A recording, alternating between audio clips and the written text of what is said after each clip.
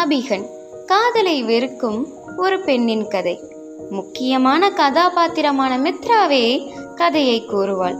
திருப்பு முனைகளும் திரும்ப திரும்ப நம்ப முடியாத வழித்தடங்களையும் தருவதுதானே வாழ்க்கை.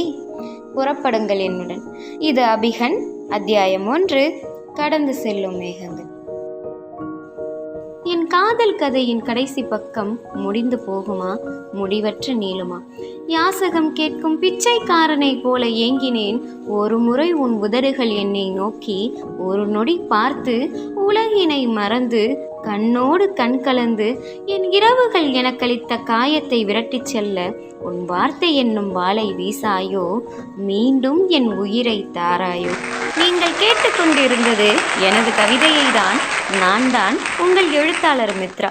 அரங்கமே ஆர்ப்பரித்து கரவொலி எழுப்பி ரசித்தது எனது புத்தகத்தில் இருந்த 4 வரிகளைத்தான். தொகுப்பாளர் அதை படித்தவுடன் மாணவிகளினிடையே அப்படி ஒரு குதூகலம். எல்லோர் மனதிலும் காதல் நோய் இருப்பது ஒரு வகையில் என்னை போன்ற கதாசிரியர்களுக்கு நல்லதுதான். ஆனால் அவர்கள் எல்லாம் காலத்தின் பிடியில் சிக்கிதான் மீள வேண்டும். என்ன செய்வது? என் சிந்தனையை நிறுத்தி நிதானித்து தொகுப்பாளரின் வார்த்தைகளுக்கு சற்று செவி கொடுத்தேன். நமது ஒப்பற்ற கவிஞர், பேச்சாளர் மற்றும் இளம் மாவட்ட ஆட்சியராக பல பணிகளை சிறப்புற புரியும் மித்ரா அவர்களை மேடைக்கு அழைக்கிறோம் என்று முடித்தார் தொகுப்பாளர். அவர் முடித்து விட்டாரே, அடுத்து நாம் அல்லவா பேச வேண்டும். எழுந்து சிறு புன்னகை செய்து மேடையில் இருந்த மைக்கை நோக்கி நகர்ந்தேன். அந்த மைக் சரியாக இருந்தாலும் சில பேச்சாளர்கள் அதை சரி செய்வது போல சரி செய்து பேச்சாளர் டிகிரி வாங்குவதைப் போல நானும் சரி செய்து விட்டு பேச தொடங்கினேன். என் புத்தகத்தின் வரிகளை எடுத்தியம்பியதற்கு நன்றிகள். நான் கல்லூரியில் பேசுவதை என்றுமே தவிர்க்க மாட்டேன். ஏனெனில் உங்களில் எத்தனை பேர் என் உயரதிகாரிகளாக உருவெடுக்கப் போகிறீர்களோ? அவ்வாறு நடக்கும் வேளையில் நமக்கிடையில் எந்த சச்சரவும் இல்லாமல் போகும் அல்லவா? அதோடு அந்த அதிகாரிகளை கல்லூரியில் சந்திக்கும் வாய்ப்பு எத்தனை பேருக்கு கிட்டும் சொல்லுங்கள். அதனால்தான் கூப்பிட்ட குரலுக்கு ஓடோடி வந்துவிட்டால் இந்த மித்ரா. பேசி பேசி உங்கள் காதுகளை நேரத்தையும் கடிக்க நான் விரும்பவில்லை. கேள்விகள் ஏதேனும் இருந்தால் கேட்கலாம் என ரத்தின சுருக்கமாக முடித்து கொண்டேன். சிறிது நேரம் அந்த மைக் அங்கும் இங்கும் மாணவிகளின் இடையே புலவியது. ஒரு வழியாக அந்த மைக்கை ஒரு மாணவி கையகப்படுத்தினாள். அவளது கேள்வி: காதலை கவினையும் பொங்க சொல்லும் நீங்கள் உங்களது காதல் கதையை சொல்லி சென்றால் மனநிறைவாக இருக்கும் என்று நக்கலாக கேட்டாள். வேறு ஐயமே எழவில்லை. அப்படித்தானே என்று மனதிற்குள் நினைத்துவிட்டு அந்த பெண்ணை முறைத்து பார்த்தேன். சரி, சொல்லிதானே ஆக வேண்டும். காதல் காதல் காதல் என கூறி இமைகளை மூடி நிதானமான யோசனைக்கு பின் மூடிய இமைகளை வெடித்து, என் வாழ்வு அந்த ஈயின் இறைச்சலின்றி அழகுறை இருக்கின்றது, இருந்துவிட்டு போகட்டுமே, ஏன் என் மன நிம்மதி தங்களுக்கு இடையூறா என்ன என்ற பதிலை சொல்லி முடித்தேன். அரங்கம் முழுவதும் சிரிப்பொலியானது பரவியது. வேறேதும் சந்தேகம் காதலை தவிர இருந்தால் பிற கேட்கலாம் என்று சொல்லி முடித்தேன். எதிர் திசையிலிருந்து ஒரு குரல்: படிப்பிலெல்லாம் சந்தேகமில்லை, நீங்கள் வந்த வழி செல்லலாம் என்றது. அக்கூட்டத்தில் அந்த மாணவியின் குரலை மட்டும் கேட்டு அந்த குரலுக்கு பதில் மொழிந்தேன். என் கல்வியே எனக்கு இந்த வாழ்வை தந்தது. சுற்றித் திரியும் காற்றை அமைதியாக இரு என்றால் கேட்காது. ஆனால் அது நின்று மௌனம் காத்தால் சேதாரம் எதிராளிக்கு பயங்கரமாக இருக்கும் என சிறுமுறுவல் செய்துவிட்டு, பொன்னான நேரத்திற்கு நன்றி என்று கூறும் பொழுதே என்னை ஏளனம் செய்த சிறுமிக்கு கோவில் கட்டி குடமுழக்கோடு சகல வழிபாடு பூஜையும் நடந்தது. சிரிப்பை உள்ளுக்குள் புதைத்துவிட்டு அப்பெண்ணிற்கு தைரியம் சொல்லி ஆசிரியர்களை திட்ட வேண்டாம் என்று சொல்லி வந்தேன். எனக்கு வயது 23. என்னால் வரை என் வாழ்வில் ஒரு ஆணும் என்னை கேட்டதில்லை, என்னையும் நம் காதலையும் பார்த்து கொள்வாயா என என் இரு இமைகளை நாணச் செய்ததும் இல்லை. உண்மையான காதல் மீது எனக்கு நல்ல மரியாதை உள்ளதுதான். ஆனால் செல்போன் மோகத்தால் சீரழியும் இளைஞர்களை கண்டாலே கல்வீசி எறிந்து கபாலத்தை பிளக்கவே தோன்றுகிறது. என்ன செய்ய, சமூகம் அவ்வாறு உள்ளது. எனது தோழிகளுக்கு காதல் தோல்வியெல்லாம் இருந்தது, வேலைதான் இல்லை. அத்தோல்வியை கடந்தும் மறந்தும் எதிர்நீச்சல் போட்டு வந்தார்கள். வாழ்க்கையும் கிடைத்தது, வேலையும் கிடைத்துவிட்டது. தெரியாமல் தான் கேட்கிறேன், காதல் என்ன கடவுளா, தெய்வீக சக்தியா? காதலை பற்றி புத்தகத்தில் கதறுகிறேனே தவிர வேறு எந்த முன் அனுபவமும் எனக்கு கிடையாது. விந்தை விந்தை. காதல் போதையால் மட்டுமே மதுவின்றி மனிதனை பேதையாக்க முடியும். வாழ்வில் புத்தகத்தை விட நான் அதிகம் நேசித்த ஒன்று எதுவெனில், நான் கோப்பையில் பக்குவமாக எனக்கு தயாரித்த காப்பி. என் தந்தை ஒரு திருட்டு பூனை. நான் போட்டு வைத்திருக்கும் காப்பியை ஆற வைக்கும் சமயம் அது பாதி காணாமலே போய்விடும். சரியான காப்பி திருடன் என் அப்பா. காதல் என்ற பெயரை கேட்டாலே ஒரே மன உளைச்சல் தான். காதலிக்க எத்தருணமும் தேவையில்லை. ஆனால் என்னையும் அறியாமல் என் கண்கள் என் தோழிகளுடன் இருக்கும் பொழுது அலைபாயும். ஆண்கள் என்ற பெயரை கேட்டாலே அங்க பாருங்கடி அழகா இருக்கான், எவளுக்கு எழுதி வச்சிருக்கோ என பெருமூச்சு விடுவாள். என்னவோ தன் சொந்த அத்தை பையனை பேசுவது போல அவ்வளவு ஒரு உரிமை அவளுக்கு. என்ன செய்வது, எல்லாம் வயசு கோளாறுதான். கேலியும் கிண்டலுமாக சென்ற என் நாட்களை ஒரு கோட்டுக்குள் கொண்டு வந்தது என் வாழ்க்கை. எதை கண்டாலும் தொல்லித்திருந்த நான் இன்று அமைதியில் மூழ்கி இருக்கிறேன். என்னை சுற்றி நான் நினைத்த எல்லாமே இருக்கின்றது, முக்கியமாக பணமும் மரியாதையும். ஆனால் எதுவுமே சலித்துவிடும் அல்லவா? சலிப்பாகத்தான் உள்ளது.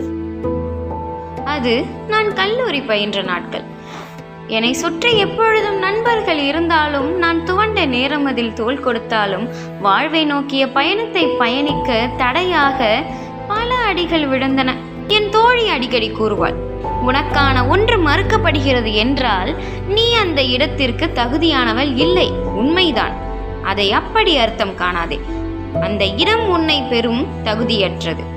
உனக்கான பகுதியோ உனக்கான பதவியோ அது அல்ல. உனக்கான பாதையும் வேறு, உனக்கான பயணமும் வேறு, நீ பெறப்போகும் உயர்வும் வேறு. அந்த வரிகள் நான் துவண்ட போது என்னை புறமண்டையில் தட்டி எழுப்பிய வரிகள் அது. காதல் எனக்கு கசந்தது என்று சொன்னால் அதற்கு என் தோழிகளின் காதலும் அதில் அவர்கள் பட்ட வலியும் மயில் தோகை துடப்ப அடியும் ஒரு காரணமே. காதல் என்னை ஆட்கொள்ளாமல் இருப்பது நான் நானாக இயங்க வாய்ப்பளிக்கிறது. காலையில் எழுந்து அமைதியாக உணவு உட்கொண்டு அலுவலகத்திற்கு சென்று பணிகளை முடித்து வீடு திரும்பி ஒரு காஃபி அந்த மாலை நிழலோடு அருந்தி கைபேசியை பார்த்து எனது அப்பா அம்மாவின் நம்பிக்கைக்கு ஏற்றாற் போல நடந்து கொள்வதை என்னவென கேட்டால் அதுதான் வரம். இங்கு பலருக்கு கிடைக்காத ஒரு வரம். வேறேதும் மன நிம்மதி இது போன்று உள்ளதா என கேட்டால் அது இல்லை என்று தானே சொல்ல வேண்டும். திருமண பேச்சை எடுத்தாலே ஓடிவிடுகின்றேன். ஏனென்றால் அது ஒரு பெரிய போர்க்களம். வாள் எதற்கு பேனா இருக்க, போர்க்களம் எதற்கு காகிதம் இருக்க? அடடே, நல்லாங்க இருக்கிறதே. அதெல்லாம் எனக்கு வேண்டாம் என 23ஆம் புலிகேசியைப் போல வெள்ளை கொடியை காண்பித்து எத்தனை நாள் தான் தப்பிக்கப் போகின்றேனோ. அதோடு என் தாய் தந்தையை விட்டு பிரிய எனக்கு துளியும் விருப்பமில்லை. எனக்கடுத்து யார் அவர்களை பார்த்து கொள்வார்? இவ்வளவு பக்குவமாக இருந்த நானே எனக்கு மண்ணை வாரி ஒரு மூட்டை போட்டு கொண்டேன். இன்ஸ்டாகிராம் பல பேர் வாழ்க்கையில் விளையாடியது போல குத்துச்சண்டை தெரியாதவனை மைதானத்திற்குள் இறக்கி முகர்யை பேர்த்து தந்தவன் போல காதல் கன்றாவியை பற்றி தெரியாமல் வாழ்ந்த நான் ஒரு நாள் இரவு வழக்கம் போல் கைபேசியில் இன்ஸ்டா பார்த்த வண்ணம் இருந்தேன். திடீரென்று என் அத்தை பெற்ற மகனிடமிருந்து ஒரு குறுஞ்செய்தி திறந்து பார்த்தேன். எப்படி இருக்க என்று இருந்தது. நல்லா இருக்கேன் அண்ணா, நீ எப்படி இருக்க என பாசத்தோடு கேட்டேன். ஈட்டி போல் ஒரு பதிவு. என்னை அண்ணா என்று கூப்பிடாதே என்றான். ஒரு நிமிடம் பேச்சற்று போய் மீண்டும் பதில் மொழிந்தேன். ஏன் என வினவினேன். எனக்கு நீ அவ்வாறு கூப்பிட்டால் ஒரே சங்கடமாக இருக்கிறது என்றான். வாழ்வில் நான் இந்த நிகழ்வெல்லாம் தொலைக்காட்சியிலும் இணையத்திலும் என் தோழிகளுடைய வாழ்விலும் அரங்கேறியதையும் கண்டு களித்துள்ளேன். அடுத்து என்ன கேள்வியாக இருக்கும் தெரியுமா?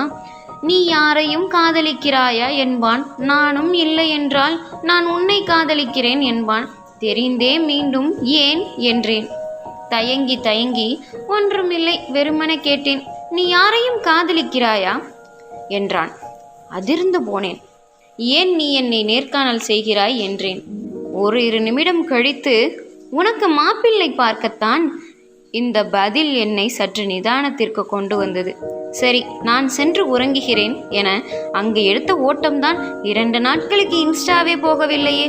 மீண்டும் வந்து பார்த்தேன். ஒரு பெரிய வாசகம்.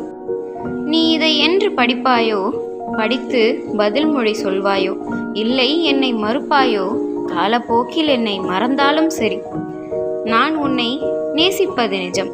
வாழ்வின் இறுதி நாள் வரை நேசிப்பேன். ஏன் என்று கேட்காதே, காரணமில்லாமல் வருவதே காதல். அந்த பிசாசு உன் ரூபத்தில் வரும் என்று நான் நினைக்கவில்லை. என்னை ஏற்றுக்கொள்ளவெல்லாம் சொல்லவில்லை. இது என் விருப்பம் மட்டும்தானே தவிர உன் விருப்பத்தை நீ காலப்போக்கில் சொல்லலாம். வாழ்வில் எனக்கு வந்த முதல் காதல் கடிதம் அது. எனது மனதிற்குள் பல போராட்டம். இன்ஸ்டாவை டிலீட் செய்துவிட்டு என்ன செய்வது என்று தெரியாமல் விழி பிதுங்கிவிட்டேன். எப்பா, இந்த காதல் பொல்லாதது. நான் அப்போது அரசு வேலைக்கு படித்து கொண்டிருந்த காலம் அது. அதுவே எனக்கு பெரிய மன உளைச்சல். ஒரு பக்கம் முதுகலை படிப்பு, மறுபக்கம் இந்த காதோடு. ஒரே அல்லோலம்தான். ஆனால் இதில் ஒரு கூத்து என்னவென்றால், அக்காதல் வார்த்தைகள் எனக்குள்ளும் ஊடுருவி வந்துவிட்டான். வார்த்தைகளை வைத்தே விந்தை செய்தான் மோசக்காரன். மயக்குவதில் மோகினியின் அண்ணன் போல. இல்லையென்றால் இந்த காய்ந்த சகாரா பாலைவனத்தில் வெள்ளம் வருமா? வந்துவிட்டதே. வந்த பிறகு அது வேண்டுமா வேண்டாமா என்ற குழப்பம் இருக்கிறதே. இம்சையிலும் பெரிய இம்சை. தினமும் அவனின் ஞாபகம். எங்கு பார்த்தாலும் எதை பார்த்தாலும் அவனின் பிம்பம். அவனிடம் காதலை சொல்ல ஆசைதான். ஆனால் மறுத்து சென்றது எனது நெஞ்சம். இதற்கிடையில் நான் கல்லூரியில் இதை என் தோழிகளிடம் கூறினேன். இது 1 மாதம் தொடர்ந்தது. ஒரு நாள் இரவு அழுகையின் விளிம்பில் பிடிபட்டு கொண்டேன். இரவுகள் தரும் இனிமைகளை விட இன்னல்கள் எவ்வளவோ மேல். விக்ஷாவிடம் எல்லாவற்றையும் கொட்டினேன். அவள் என்னை நினைத்து வருந்தியதை விட அவனை நினைத்தே அதிகம் வருந்தினாள். எத்தனை நாள் உன் குடும்பத்தை உள்ளங்கையில் வைத்திருப்பாய்? அவனிடம் சென்று உன் நிலையை சொல், உனக்காக அவன் காத்திருப்பான் என்றாள். சரி என தோன்றியது. சென்றேன். இன்ஸ்டாவை பதிவிறக்கம் செய்தேன். பேச ஆரம்பித்தேன். என்ன திடீர்னு என கேட்டான். ஒன்றுமில்லை என்றேன். பிறகு சில உரையாடல்கள்.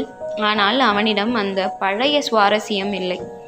நான் சொல்ல முற்படும் முன் அந்த நிகழ்வு நடந்தது. அவன் சில புகைப்படங்களை பகிர்ந்தான். அது அவனது நண்பர்களின் வாட்ஸ்அப் கலந்துரையாடல். மச்சான், உன் அத்தை பொண்ணு யாருக்காவது ப்ரொப்போஸ் பண்ணு, அதுதான் டாஸ்க். என் மனம் என்னை காரி உமிழ்ந்தது. நான் மட்டுமல்ல, என் நண்பர்களும் தான். அவனை திட்டாமலா வந்தாய் என்றாள். உணர்ச்சியற்ற மரம். பேசி என்ன ஆகும்? அந்த புகைப்படத்திற்கு ஒரே பதில்தான் நான் கூறினேன். இதைத்தான் நானும் எதிர்பார்த்தேன் என்று முடித்தேன். எத்தனையோ பாடல்களும், அதை கேட்ட இரவுகளும், வகுப்பறையில் வடித்த கண்ணீரும். அதன் பிறகு நான் அழுகவும் இல்லை, அதை பற்றி புலம்பவும் இல்லை. எனது குழந்தைத்தனம் சாகடிக்கப்பட்டு புதைக்கப்பட்ட காலம் அது. அதன் பிறகு வாழ்வில் வரன் வந்து வரிசையாய் விழுந்தது. எதுவும் பிடிக்கவில்லை. என் மனநிலையை என்னால் விவரிக்கவும் முடியவில்லை. பிறகென்ன, கல்லூரி படிப்பு முடிந்தது. கையோடு அரசு தேர்விலும் தேர்வாகி பயணிக்க தொடர்ந்தேன். இப்போதும் அதில்தான் பயணிக்கின்றேன். காலத்தால் எல்லா நண்பர்களும் பிரிந்தனர். ஆனால் அவள் ஒருத்தி மட்டும் என்னை மறக்கவில்லை. ஹரிதி. வாழ்வில் மறக்க முடியாத ஆசிரியர். என்னை விட 7 வயது அதிகம். ஆனால் நாங்கள் பேசிக்கொள்வதோ நெருங்கிய நண்பர்கள் போலவே இருக்கும். நான் துவண்டு மண்ணை கவ்வும் போதெல்லாம் என்னை நிமிர்த்தி காயத்தை ஆற்றிய ஒரு அற்புதமான பிறவி. எங்களின் உரையாடல் எப்பொழுதுமே நகைச்சுவை கலந்த மரியாதையான உரையாடலாகவே இருக்கும்.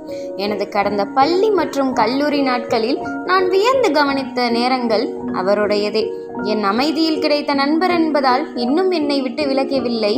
அவர் திருமணமாகி இப்பொழுது பணியாற்றி வருகின்றார். நான் ஏற்கனவே சொன்னது போல்தான், எதிர்பார்க்காத திருப்புமுனைகளை தருவதுதானே வாழ்க்கை. மேலும் மித்ரா வாழ்வில் என்ன நடந்தது என தெரிந்து கொள்ள சேனலை சப்ஸ்கிரைப் செய்து பயணிக்கவும். நன்றி.